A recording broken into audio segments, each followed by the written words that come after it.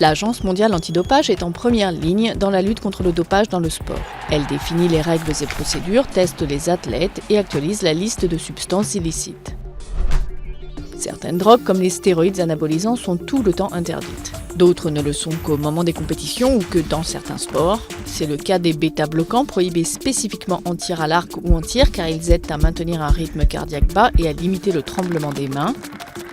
Le dopage sanguin est l'un des moyens les plus efficaces d'améliorer les performances et l'endurance. Il est très répandu dans le cyclisme professionnel. Certaines techniques, prendre de l'EPO qui stimule la production de globules rouges ou les transfusions sanguines, sont utilisées pour améliorer le transport d'oxygène. Quand plus d'oxygène parvient aux muscles, le sportif augmente son endurance et ses performances. L'EPO et les autres transporteurs d'oxygène sont détectables, mais certains types de transfusions sanguines ne le sont pas encore, par exemple quand les athlètes reçoivent leur propre sang. Parmi les méthodes de dépistage figure le suivi de la masse d'hémoglobine des athlètes ou bien la recherche de traces de plastifiants composant des poches de stockage du sang.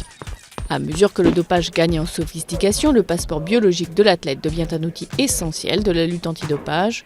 Les athlètes sont suivis toute la saison et leurs variables biologiques régulièrement mesurées, comme le rythme cardiaque, la masse graisseuse, l'hématocrite et d'autres variables sanguines.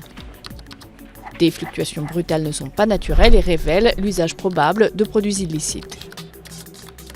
Mais ce système aussi connaît des limites. L'absorption de fréquentes mais petites quantités de PO, de testostérone ou même d'insuline, ce qu'on appelle du microdosage, peut passer inaperçu dans les passeports biologiques.